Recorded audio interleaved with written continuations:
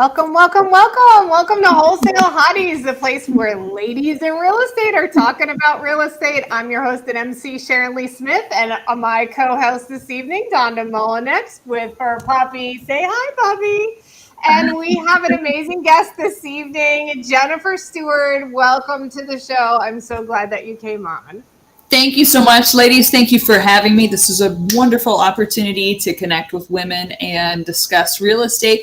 What percentage of real estate investors are even women? Shannon, have you ever looked that up?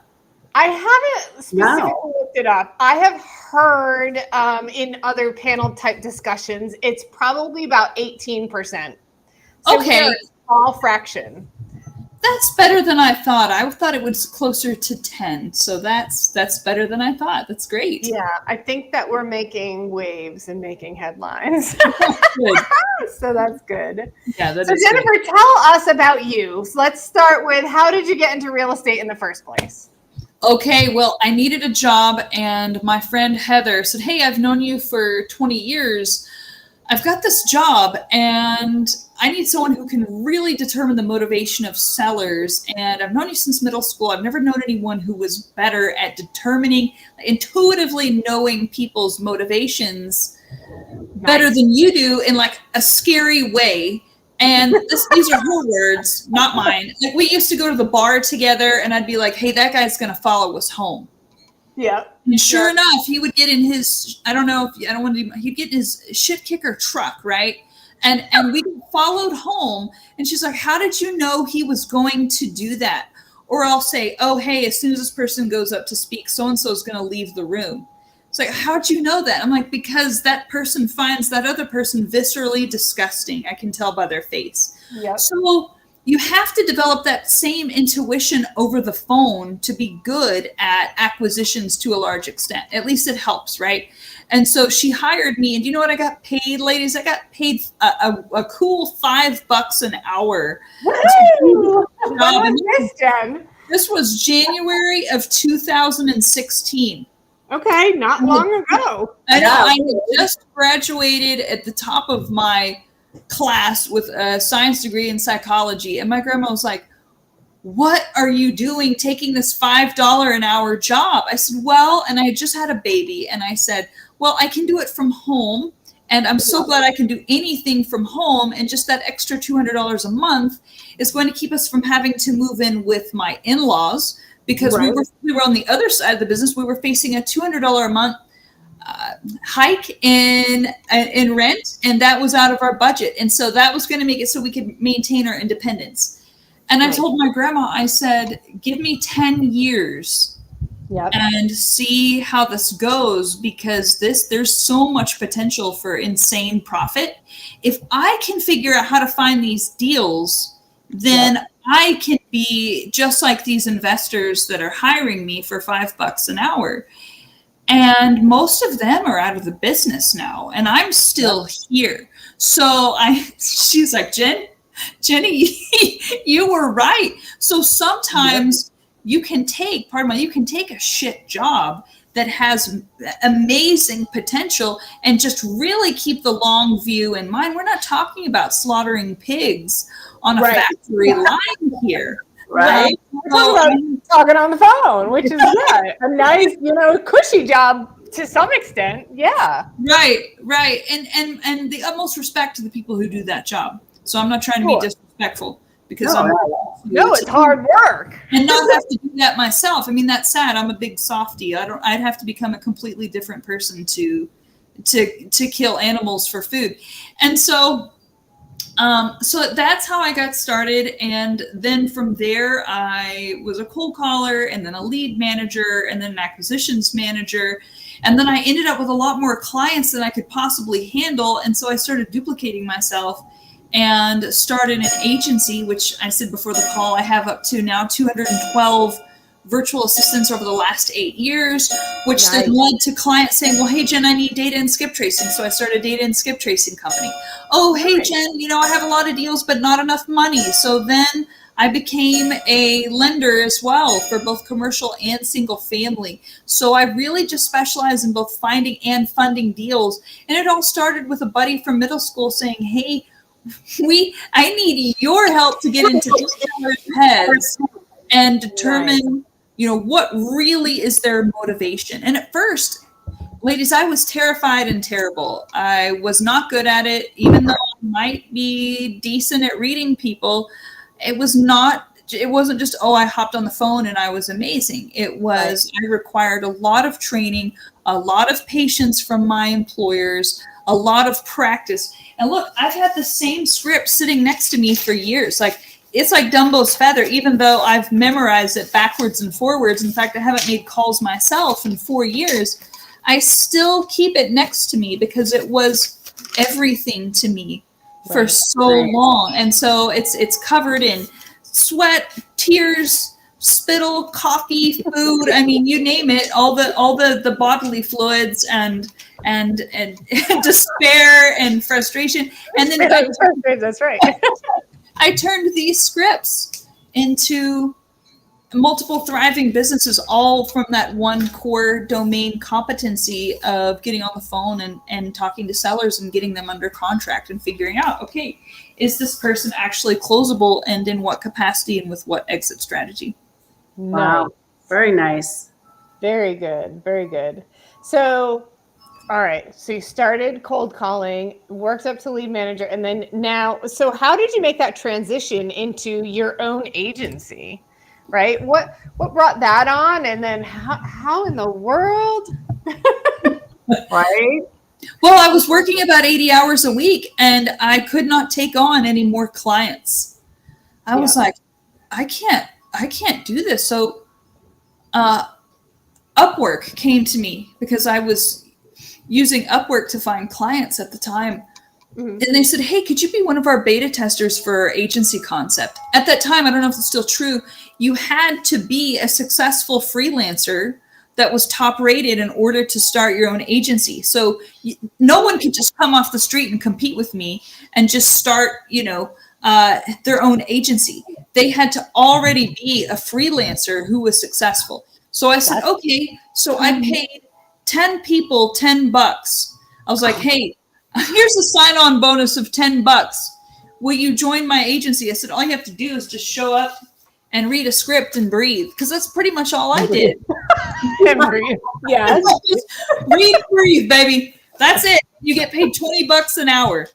And that was the going rate for cold. People had Americans cold calling back then. It wasn't, Filipinos or AI, even though AI is not quite there yet, although I'll be ready to sell it when it is. Yeah. It was Americans. It was people like you and I. It was housewives. It was dudes with alcohol problems that couldn't hold down a regular job, but were good at talking. I mean, these were the people who were doing this job from home. And I said, guys, all you have to do is just show up and breathe and read your script. You'd be surprised how amazingly difficult it was to find someone who could just show up and breathe and read a dang script. Girl, anytime I hire Americans, I have the problem of just show up, man. I hire the Mexicans. They show up. Yes. Well, they're more loyal. Yeah. I mean, it's culturally. And hard workers. Yeah. Yeah. Loyalty and hard workers. I don't know how we're going to survive as a country with the work ethic, but my work ethic never went away. And although I did take some time off last year because the market was so slow, I was like, I don't want to work 4 times as hard to make 1/4 the profit. So as you saw, Sheena, I just traveled around the country with my family. But so then all the people came and the Americans, I had some good ones until COVID hit. And then the extended unemployment came, which was a joke. I mean, it really was a joke. And I think it's why we have such high inflation now, that and low interest rates. So after that, all my Americans left with the extended unemployment, even though I had literally 300 clients because of people like Brent Daniels, TTP, who had taught everyone to get on the phone and cold call. So I had literally hundreds of people who needed my help at the start of COVID, and all my Americans went on extended unemployment. So you know what I had to do? I was forced to buy an army of Filipinos from a lady who was closing her agency. So you think of, properties as assets, sometimes labor assets. So for everyone that was performing, I paid a certain amount to basically purchase them from her. Now, of course, they came of their own free will here. We're not talking about chattel slavery or anything. That's I hope not in this day and age, but yes. We're not confessing to any kind of underground slavery rings here through virtual assistants, but they came of their own free will, and the cash on cash return is ridiculous for those purchases. So I had to replace all of my Americans with those overseas folks. Uh-huh. And then I was able to fill those clients. And then those people see that I'm a halfway decent employer, a halfway decent leader, although I've gotten better and better and better. My emotional maturity used to be a lot lower. I'm sure I still have a long way to go if you can't tell based on my jokes. But, you have to have you got to be able to laugh a little or you're going to go nuts. Yeah. So then they bring their friends, their family, and they're like, Jen's really nice. As long as you do your job. If you don't, she's not nice at all. And that's because it's our livelihood. That's nothing to joke around with. So although I like to joke, I am deadly serious about finding deals for my clients, for getting loans closed. I like to joke because the other part of me, I would be an intolerable person if I didn't have a decent sense of humor because I am an extreme control freak. I have hundreds and hundreds of reviews on Upwork. If you look up agencies, if you look at Phone Phoenix Agency, you'll see, 240 reviews of completed contracts. That doesn't even count the ones that are still going. And you'll see that we're 100% job success scored with all of these. Do you know how much of a control freak you have to be to achieve that among that many workers and that many clients? I mean, they have to send me an end of day report, and it's like their report card every day. And if they're not hitting their KPIs every day, then we have a talk. So whether I'm, sitting on the toilet, like other people may be scrolling Facebook, I'm scrolling end of day reports. Like, oh, okay, good job. Oh, this client has gone 2 days without a lead. There's always 4 things you need to dig into if you're not getting leads or deals. It's, do we need to change the script? Do we need to change the market? Do we need to change the phone number that we're calling from? Or do we need to change the data that we're pulling? Now, usually it's backwards from there. We need to look at the data first. Then we need to look at the phone number. Okay. And I love Batch Dialer. I don't have an affiliate with them. If they're ever listening, please send me one because I've got dozens of clients on Batch. Because with Batch, they automatically change your phone number to where if it comes up as spam likely, they change it. I mean, it's worth its weight in gold. I think it's $300 for that feature.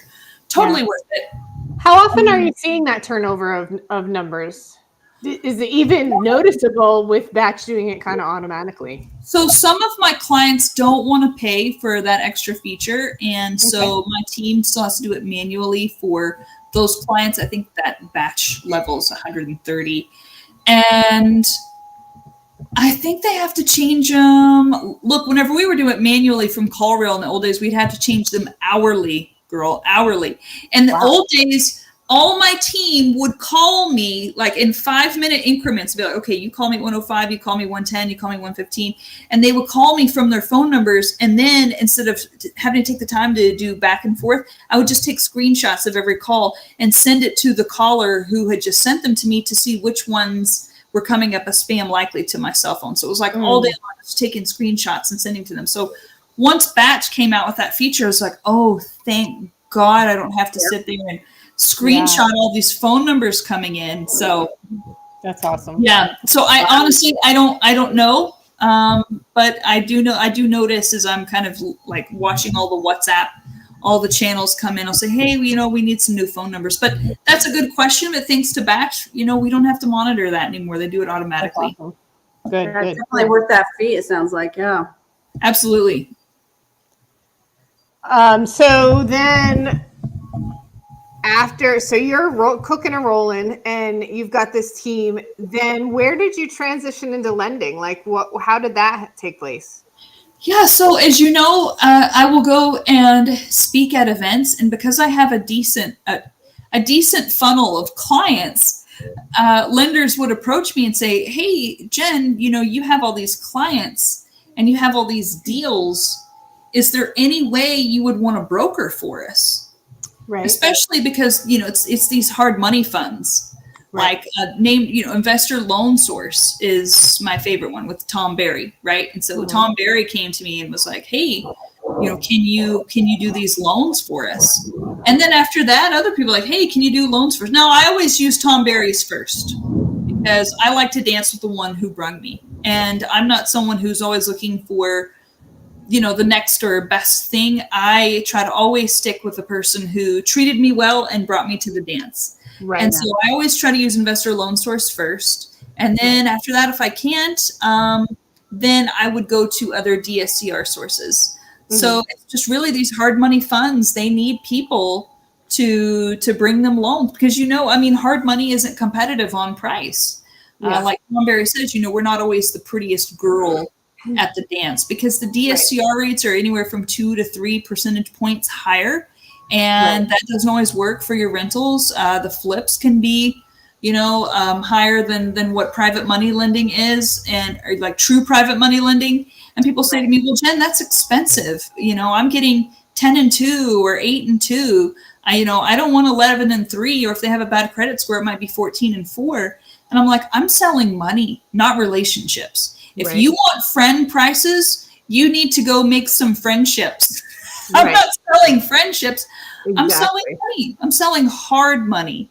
Right. And I can't sell relationships for you. You have to build those yourself. You have to go into the community and educate people and how to lend. Look, I have a private money lender who lends me at 4.25, me personally. He was a music teacher, right? So you have to get out of the business to find those people who have money just sitting. Some people are happy to lend to you at the rates of CDs.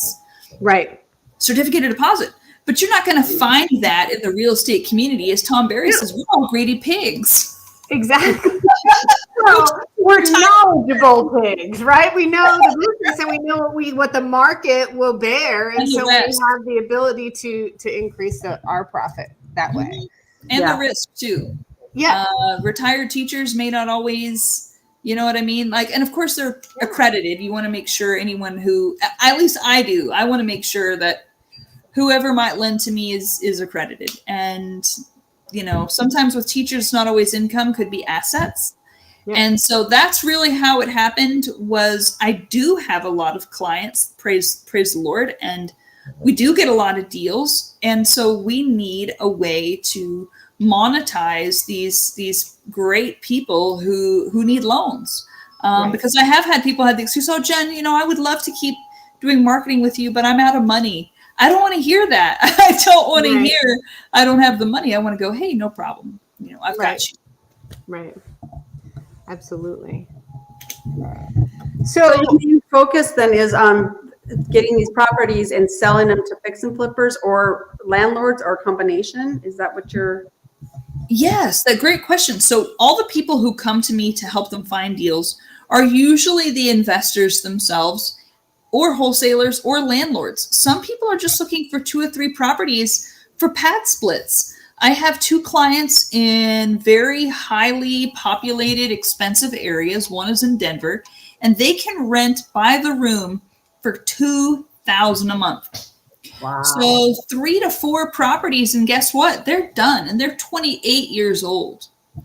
Yeah. And so I get all kinds of clients everywhere in between. I get high volume wholesalers who've done some time, some rough dudes. And then I have husband and wife teams who are extremely upper middle class, waspy folks who just want to pad their retirement a little bit. And then I have high volume flippers, regular landlords, everything in between.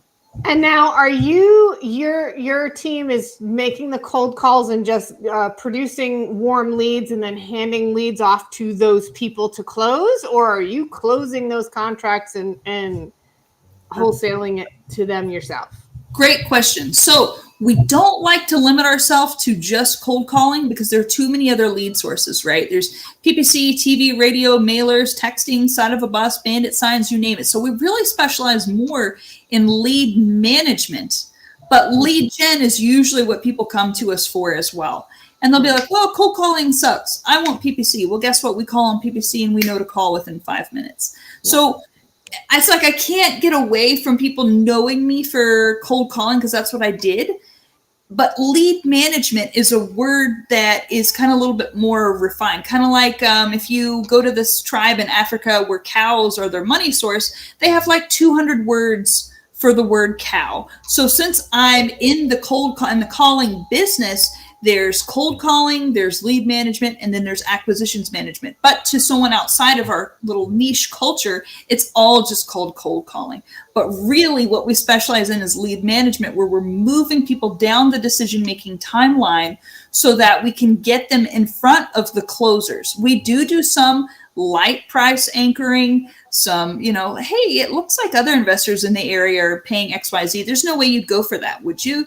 Right. So, or we'll set an appointment. We'll use price as that kind of segue to set an appointment. Someone's like, well, we want 300 or nothing else. Okay, great. Well, when would be a good time for Donda to give you a call that we can get you a well-considered offer? Right. We just use that to set the appointment. Now, why don't I have a whole holster of acquisitions managers? I don't know anyone who's achieved that. And the reason why is because by the time they are that good, they don't need you. They're out. They don't need you. And they are out. And so that I've had 2 over the years. And one of them was really good. And then he changed his PTSD medication and he had some mental health challenges and he was no longer stable. And then the other one, she was more of an employee type mindset. And even though she was better than me, she was one of the people who trained me. And then she left the person that she was with and she's like, hey, Jen, can I come join you?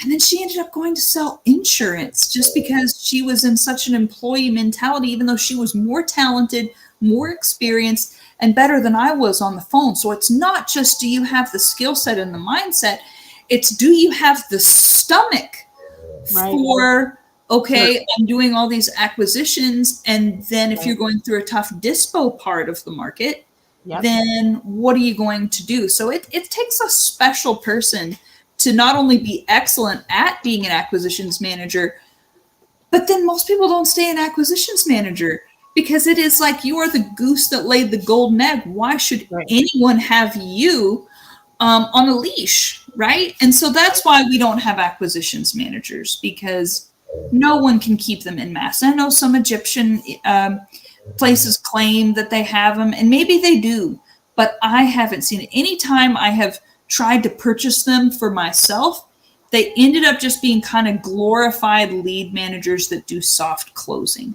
So full transparency, that's what we do. We'll do a soft closing. But basically, we're really excellent lead managers. Everybody has at least 3 years experience. They have to have at least 3 years experience before they come to me. And then most of my people have been with me since around COVID times, because that's whenever I had to buy all the Filipino labor from other agency owners who were dissolving for various purposes because they couldn't figure out how to be profitable. And it's because they never did what I did. You can't just come into this business and go, oh, I'm going to be an agency owner and I'm going to make all this passive money by selling virtual assistants. All of those competitors are gone. Right. All gone. I don't know. I mean, there were some big people who were way bigger than me, had way bigger backing behind them, way bigger names, way bigger marketing. And you will see them a lot more, but I've kept my operations lean, mean, and quiet. Right. That's right. So when someone wants to contact you, they email you directly, right? That's right. So that's beautiful, right? Keeping that overhead low and all that budget low allows you really to flourish in this space, I think. Thank you. Awesome. Yeah, my overhead is $400 a month. Nice. Like that's $400 a month. Nice. Well, that's because they stay on the bench until people hire them. Yeah. And we get paid up front, or it's through Upwork, right? And Upwork makes sure you get paid. So my people aren't just sitting on a payroll. The hour is paid before the cost is even incurred. And same with the data and the skip tracing too. It's not like cans on a shelf. We pull it once people ask us to pull it. And then with the loans, that's no overhead. I have some overhead with Calm Loan. I pay $150 a month to be there with that, but that pays for itself a lot of times over. And so, yeah, my overhead is really low because I don't incur costs until the money comes in, if that makes sense. And that has allowed me to stay in business for a long time. Yeah, that's awesome. Tell us about skip tracing. So you've got a team that does the skip tracing for you. How does that work? Yes. What does that do? So I have 3 team leaders in 3 different shifts. Great question. So I have shift 1, shift 2, shift 3. So no matter when an order comes in, because all of my cold calling clients, they usually order from us. And so we get most of our orders honestly from that. Because of like we talked about, I don't mind mentioning, because I know that, you know, the market is big and out there. With Deal Machine, it's like, you know, people don't really need just your random Jenny to do these high volume deals, because most people don't need more than 10,000 anyways. That's what Deal Machine is doing. So I don't even mind mentioning that because people know about it anyways. It's like whenever you're talking to sellers and you're like, oh, don't mention a realtor, because then they might think of a realtor. I promise you, they've already thought about a realtor. So exactly. Yeah, absolutely. Here's why you would use us instead of Deal Machine. And that's because we are going to be very concierge. Like there's a lot of conversational back and forth, you know, the owner of the company, and you get to talk to the team who's pulling it. So I have 3 teams, and then behind every team is between 5 to 10 people who are working in and for them. Now, those people have overhead. That's their problem, honestly, right? So they kind of I'm more like the GC, and they're more like the subcontractors. So they have overhead because they have their teams that they have to pay. But for me, I don't pay them until they do the job, right? So the client pays me. I give my subcontractors the order, right? And then whenever they send me back the order, I pay them, and then I keep the spread, right? So that way, I mean, they have the overhead, but I don't. And that's how that works. So like I said, I have them in different shifts, shift 1, shift 2, shift 3, and they're all in Pakistan. So, and they're all very devout Muslims. So we always joke that we all have to go hat in hand to Allah's pull for data. You know, it's like, you need to know, if you're in the data business, you better know, you know, your Muslim holidays, because like mine just passed, right? And so I try to give them a little bonus so they can pay their people extra, or they can buy extra food. And so, you know, so I've got my Buddhist people, my Muslim people, my Jewish people, you know, my private money lenders are often Jewish. And that's just because, I mean, that's what they know culturally, and not being like, I mean, that's exactly. I mean, that's just their culture. You're absolutely right. It's the culture. Yeah. And then, and so anyways, I have all the major religions working in my companies and in my spheres. And it really helps if you have that multicultural, you know, not have an ethnocentric perspective and personality where you feel like there's only one way to think. I mean, that's, I don't get that. Like, how can you get through life and think that the way you think is the only way to think? I mean, it's your preference. It doesn't mean it's inherently right or wrong. So, and so they like that about me, is my point, right? Because even though they know that I am Christian, I'm not like, you know, I'll speak in their language. I'll say, well, you know, hopefully we'll get a lot of orders today, inshallah, or, you know what I mean? So if you're going to be running a big business, you really have to be inclusive, you know. And then I have a lot of gay male Filipinos who do an amazing job on the phone. And I'll be like, hey, girls, you going to Lady Gaga this week? And like, if we can get a ticket. And so, so I really enjoy that aspect of leadership, of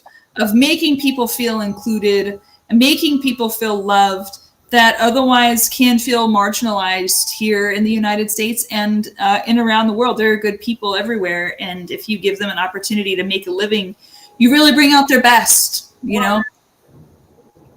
Do you think that being a woman gives you that extra strength, right? To the nuance of nurturing your team? Yeah, I would have liked to have had more babies, but I had autoimmune, and then I had a spouse who had good sense, who's like, no, we don't need to have more. So I feel like there is just being primal here. There is a lot of nurturing energy that probably should have gone into 2 more children. I had my last one at 30. I had 2. And that was almost, you know, that was 10 years ago this year. And so I really, really miss having babies. I love babies. And if my life had been different, I think I could have been a really happy, Stepford wife, housewife, go to the community barbecue and compare headbands and high heels. But that's not the way life worked out. I had to make money, and I did have autoimmune. It was very difficult for me to bring children into this world. And so I feel like there really is a lot of nurturing energy that I put into my business, my clients. It does not come from a place of domination at all. It comes from a place of collaboration, kindness. And yes, as a mother, I feel fiercely protective of making sure my children have enough. I would call it more of a nesting instinct than a world domination instinct. Like, I need this big amount of money and all these assets so that my children are okay no matter what. And that's a different thing. That's a different impetus versus, a machismo man box, which again, masculinity is a beautiful thing. We need without my spouse's masculinity, I would have to be a much harsher person. I mean, he really shields me from a lot of the world's harshness. But yes, I think that's a great insight, Shannon, that it comes from a place of wanting to nurture, protect, and nest versus Genghis Khan dominating, raping, killing across the land and being the father of 1/3 of all Asian people. Like, how did that dude have enough energy to make all those kids? I don't want to know. I mean, was he on some ancient form of stimulants or what? But could be. I mean, PCM has some pretty powerful herbs for male performance. And you look at Catherine the Great, and she went to war plenty of times. So we can't even make it about, masculinity. But she had a really hard life, and I don't want to get too off the trail there. So she was giving their generals what they wanted to a certain extent. So we really have to check our motivation as to why we do things. And like Tom Kroll says, I know you like Tom Kroll, if we go past our money goals, we don't have a money problem, we have a spiritual problem. So there is a certain amount where I'm good.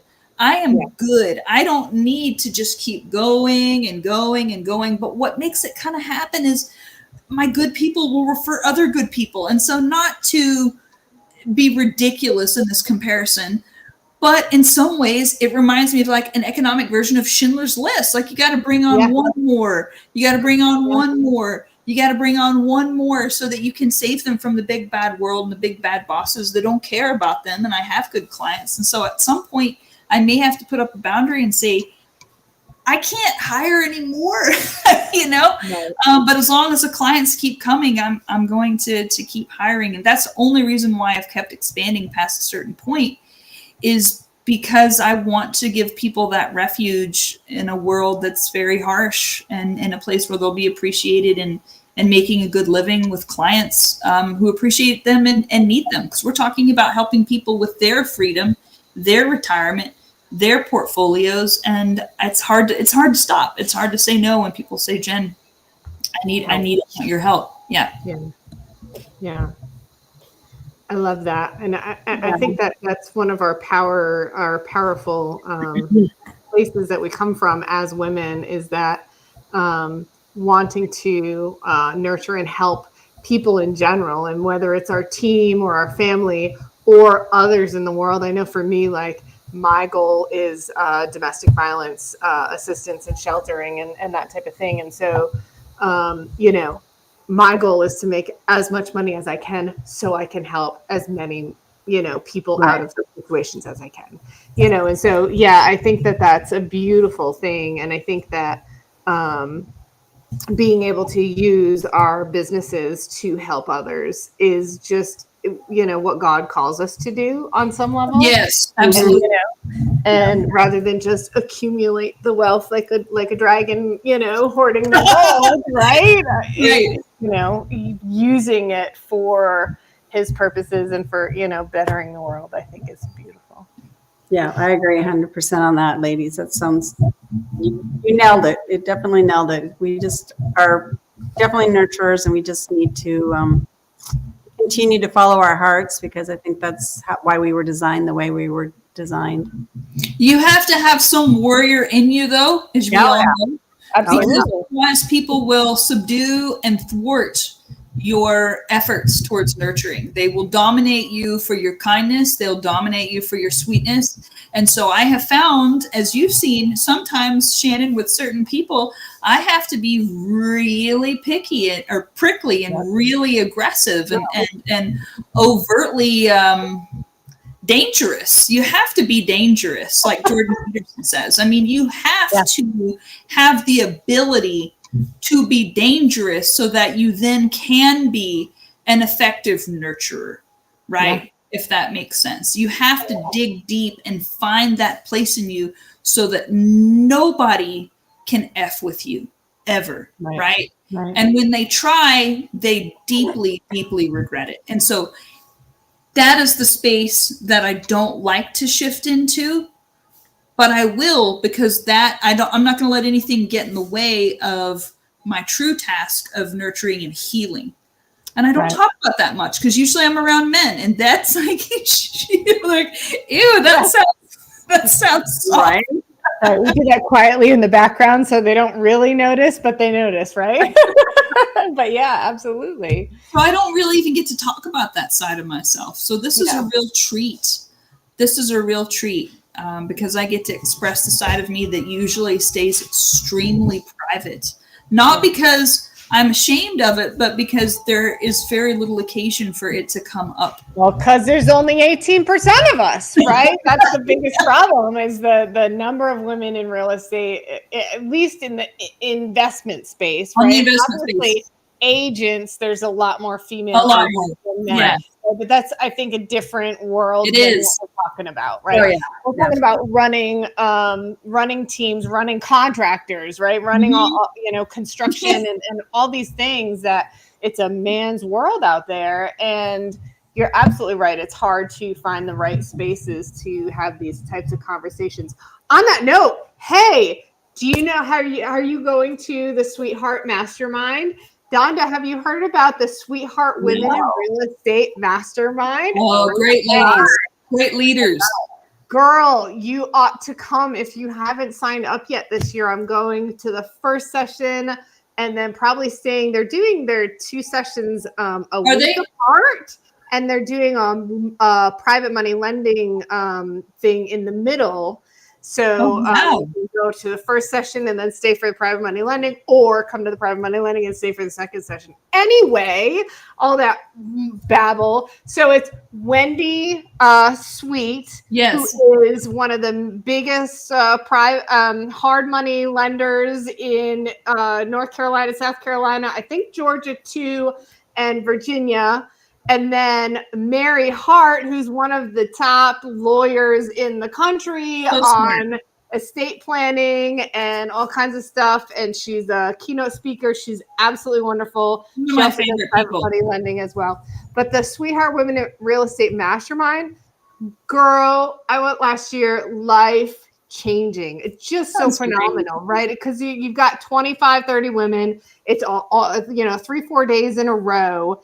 And you are just communing with other women who do this, right? And it's just so beautiful to have these vulnerable conversations, right? It's very much what happens here stays here. And we really get into some very deep, very personal type conversations at the mastermind. And it's so beautiful. I overheard that one of the conversations was about how women subdue themselves in the presence of their husbands, like how many of these ladies that show up actually do all the work behind the investor husband who gets all the credit, and then how whenever the husband's around, they're more quiet.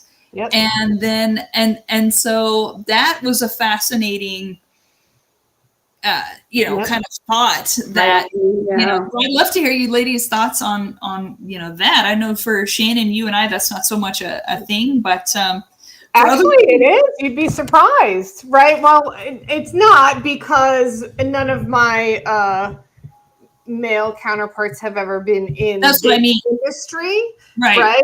But so in this industry per se, I haven't really had too much of a problem. But I do come from marriage and domestic violence marriages, and I've been through 4 different abusive marriages, and so you wouldn't know it. Right? Because I'm a type A, high top dollar type, executive woman, right? But behind closed doors, that's not me, right? And you wouldn't even realize it.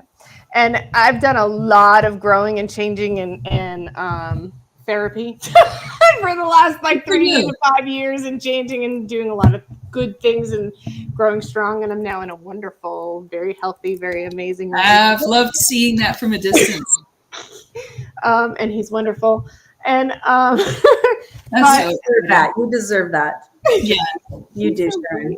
You're a great woman. I agree. I'm blushing. Sorry. You're an A1 lady. Truly, you're a very nice person, a very smart person. Mm-hmm. Thank you. But so some of these ladies that get up and talk about their situations at home, that they have to subdue themselves and not, when really they're the backbone of the whole business. And being able to give them suggestions on how to maneuver those tough situations was just really great, and honestly, just being able to be in a group of women, in a room of women, to share those things and just be seen and heard. Oh, that's huge. Being seen and heard will literally lower your autoimmune markers if you have autoimmune. I know that about myself. So if I have a close relationship in my life where I feel seen and heard and I get touched, I need a lot of touch. Unfortunately, I'm a high touch need person. My autoimmune numbers go down. Isn't that crazy? But if I'm not touched and I'm not seen and I'm not heard, my autoimmune, like the bad stuff, it flares up. And so we are sensitive. We are sensitive creatures because we have to keep these completely helpless babies. I was with my hairdresser today. She has a 6-month-old baby. And I'm like, this is why we're crazy. Supposedly, I put quotations. We're not actually crazy. We are responding to an insane amount of demands from nature, from this tiny helpless thing that is completely dependent on us, has no agency unto itself, can't speak. And so here I am, I've raised 2 and there's this baby and I'm like, oh, it's teething and we need to pick it up, but it's not my baby. So I can't do all those instinctive things like, pick it up, nurse it, rub my finger on its gums. Like that's not my place with someone else's baby, but those were my instincts, right? But you just want to.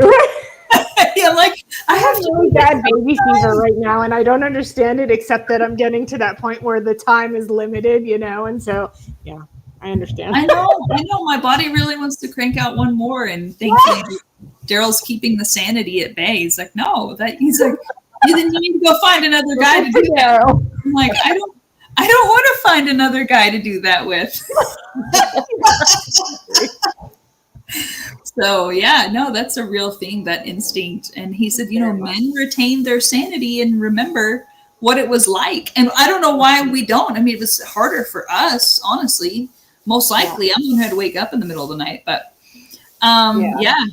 so I'm super excited for your relationship. And thanks for being up with Sweetheart Mastermind. The first year I had really bad COVID that kept me in bed for almost a month. So you guys wouldn't have wanted me to show up for that. And then last year I was traveling in California during the Sweetheart Mastermind. I was staying you were. I remember that.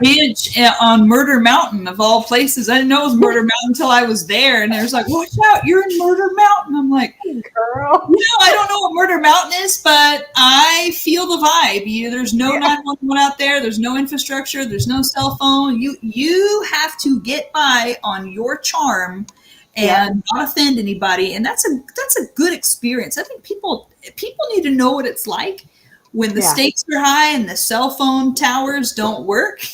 You have to get by like we did in the 80s and 90s, where you were polite. You didn't run your mouth. you might end up in a shallow hole somewhere, and no one even cares. There's not enough law enforcement to even pursue it. So, Donda, do you remember those days whenever it was like, Oh yeah. I mean, I remember our parents like, well, be home by dinner, and we'd take off on our bikes and go do whatever, and they just, we just did as long as we were home by dinner time. And if you said or did the wrong thing, you were definitely ended in a fist fight. I never did. We grew up in a little town, and so our town was pretty, But I'll tell you what, you get home and your parents are like, "Oh, I heard you did this today." I'm like, "I just got home." How'd you find out? Oh, I know. My mother knew everything. What? Yes. I couldn't do anything wrong, and she would know. Yep, absolutely. Yep. Kept us in line, I guess. It's just like, they're going to know about it. Got to behave. Exactly. But yes, you're right, Jen. Like the consequences were real back then and immediate, right? And today, you know, these people run their mouths, and you know, if there's any type of recourse, it's the person reacting that is condemned, not the one that ran their mouth in the first place, or caused the problem in the first place. Agree. It's so backwards. You're right. You're right. It is, and because I was born in '84, I still conduct myself in a way of the way the world was before. I show respect as a default. Yeah. And I speak as if I'm in person with someone, even online or over the phone, because you never know. The world is small. You never know when you're going to see that person in person. Exactly. And guess what? There were times when I was younger and I did run my mouth. And you know what? I had to apologize, and that's embarrassing. So I don't like being embarrassed. So I don't do stuff where I'm going to have to be embarrassed later. You think about it before you just do it. So that's good. And if I do know that I'm being a little cheeky, I'm prepared to be embarrassed. I'm prepared for those consequences. And so we know that in business too. That's why it's important to never talk poo about other people. Keep your opinions to yourself, because it's going to get around. Yeah. Right. So that's an interesting point. One of the hardest things I struggle with is, how do you warn others, right, about someone that has done you wrong in this business without looking like you're just a gossiping woman or a scorned ex or whatever the deal is, right? How do you navigate those conversations? I'd love to hear your thoughts. That's a very good question. So I'm pretty blunt. I'll say, hey, I see you're dealing with so-and-so, and this so-and-so asked me to have a threesome with he and his wife, who's as wide as she is tall. And I jokingly told him, you could do a lot better than me. You could find someone way hotter and way younger. I don't know why you're coming at me for this, just totally messing with. And he's like, well, you're right, I could, but I really like your personality. I'm just like, this is someone we all know, by the way. I'm not going to be using any names. Yes, I know. And I was like, man, that's the gall of. And so I saw a friend of mine. She's like, yeah, I'm going to invest in his mastermind. And I was like, that dude asked me to have a threesome with his wife on Thanksgiving Day. I'm cooking. I'm busy. I don't, how much wine have you had with your lunch where you feel like it's okay to ask this question? And so I'll say, look, I don't think that makes him not good at what he does. It just means that she may want to be careful to not get pulled into that kind of BS. Right. And we're not talking about sometimes you have enough rapport where maybe you can have those kinds of conversations. I'm not poo-pooing that, people having personal conversations with you, whatever your preference may be, but there was no rapport there. It was just, oh, hey, let's do this. It's not like we were BFFs. We weren't friends. We didn't have multiple years of rapport and in and out day-to-day conversations where maybe that's a conversation. Maybe that's what they enjoyed. And so, but no, it's disrespectful to speak that way to someone that you don't even know, because it's basically saying, I see you as an object and not as a person. Yeah. And look, we all want to be loved, touched, seen, cared about. But the key word there is cared about. Right. And who wants to be objectified truly and truly not cared about and truly treated like a piece of toilet paper at a truck stop bathroom? Right. Nobody. So anyway, so I will be pretty frank, and I'll have those conversations with other people that I care about. Now, if it's someone that I don't know and they're interfacing with someone I had, not so great experience with, honestly, I'm going to say this is where my self-preservation kicks in. Not my circus, not my monkeys. I'm sorry. Unless they did something truly, truly dangerous and heinous, then I'm just going to keep my mouth shut. But this was someone that I particularly cared about and had a long history with. But how do you feel? I mean, do you feel like you need to warn even strangers at your own expense? Because maybe I'm just selfish. I'm like, that's too much trouble. I don't want to be on the chopping block for someone I don't really know. It depends. And I think it depends on the scenario, right? So for me personally, I have a former partner that we invested together, and he was a contractor when we met, right? And it wasn't until, several months in, I realized he's not an actual contractor. He couldn't be anything better than maybe a handyman at best, right? And, he was living off of hard money loan construction draws rather than any work. Sorry, I hit my mute button. Burned through all of our loan money. And then I am left funding the rehab. And then he, of course, scooted off to do something else. And now, I'm left without hard money to do this. And now I'm picking up the pieces of this mess, right? Well, here's the problem is that we also were dating. And so the problem is now when people are doing business with him and I'm like, oh, I really that's not good, right? And I feel as that mothering instinct, oh, I should protect them from what I just went through, right? What you went through was horrible. That's worth telling everybody about, because that's a serious livelihood situation. It's going to seriously affect people's livelihood. And that warrants telling a stranger for sure, because that's really, really irresponsible and wrong. Yeah. And so that's the thing that I struggle with. The few people I have named him and told the situation to, it was turned around into, well, you're just a scorned ex-girlfriend or whatever. You know what I mean? Mm-hmm. And that's, I think, one of the struggle. If I were a man and that same thing happened to me and it was just a business partner, everyone would listen to me. You're right. But the joke's on them. Look, there's so many times people don't take advice from me after they've asked, or even if they don't ask. And I feel like it's maybe because of my appearance. I don't know for sure. I can't prove that. Donna, this girl looks like Jessica Rabbit for real. Girl, she's so beautiful. She looks very beautiful. Yeah. That's very kind. And I also, to just have some accountability, I don't try to hide that. I don't wear a burqa. I don't, I don't wear, I do wear mostly tight clothing, not always. And so, because I know that someday I'm going to be old and I'm going to be dead, and I'm just going to be a skeleton in a box with 2 implants that have rolled off to the side, or that's me in 40 years. So, or I'll be cremated and spread in the redwood forest. But so I just want to enjoy my life. And so I do get crap for it. And they're like, is that really what you need to do to enjoy your life, Jen? You really need to look at yourself. You really need to decide, is that important to you? Does that really define your character? Why can't you just be modest? Why can't you just be, I'm like, look, I have made myself plain just to get along. I've made myself plain. Do you know what happens? People treat me like shit.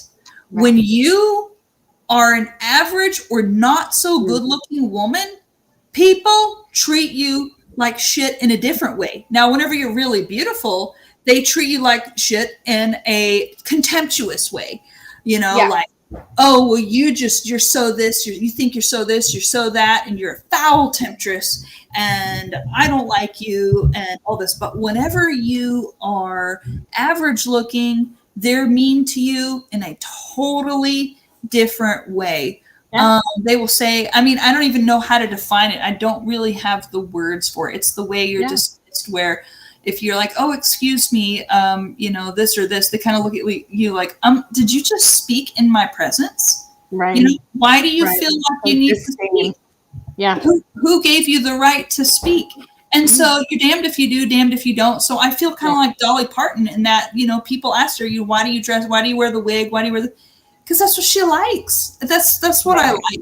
And, but I do get a lot of crap for it. And I've learned to be okay with that. That the alternative is just being plain, and the world is even more cruel. It's plenty cruel whenever you're considered conventionally attractive, but it's even more cruel when you're not. And that's the cross that we bear in our gender.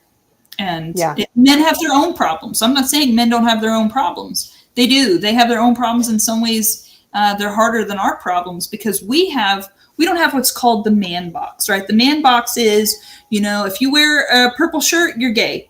If you use more than a 3-syllable word, you're gay. If you use an umbrella, you're gay. Oh, dude, you're a queer, and you punch him in the shoulder. And so I think you're beta, right? Look at that soy boy with this umbrella. Right. Whereas ladies, we can wear purple, we can have an umbrella, we can put earmuffs on. I mean, if a man wears earmuffs, he's going to get called some slang, and I wear earmuffs because otherwise I get ear infections, and then I get vertigo. And if a man says something that's like, oh, you're a pussy, so I mean, men have it hard in their own way. They have the macho man box they have to stay in, or other men don't treat them with respect. So please know that anytime I talk about ladies' problems, it doesn't mean I'm excluding that men's issues as well, because I know they have them, and they're just different, and they are different. We are different, and that's okay. Yes, yeah, we are, and so we're at the top of an hour. Yeah. This just went by so fast. I swear every week goes by faster, and I don't know what happens to our hour. We might need to go to an hour and a half at some point. Jennifer, I'm sorry to interrupt you, but I wanted to say thank you so much for coming on. Yeah, thank you. And I wanted to put your contact back up for one last time so anyone can reach out to you. So Instagram, Facebook, it's at Elite Deal Finder that reaches you. And then your email is jen@reiDataSource.net. And that's right. Reach out to you either way and get in touch with you for all of your wonderful services, VA, cold callers, list pulling, lead management, all that stuff. And Thank you. Thank you for being here. Ladies, thank you for this opportunity. This has been really, really fun and very different from any other podcast I've ever done. Refreshingly different. Oh, thank you. I love it. Thanks for coming on. All right. Thank you, podcast world. We're going to end for this evening. Good night. Good night.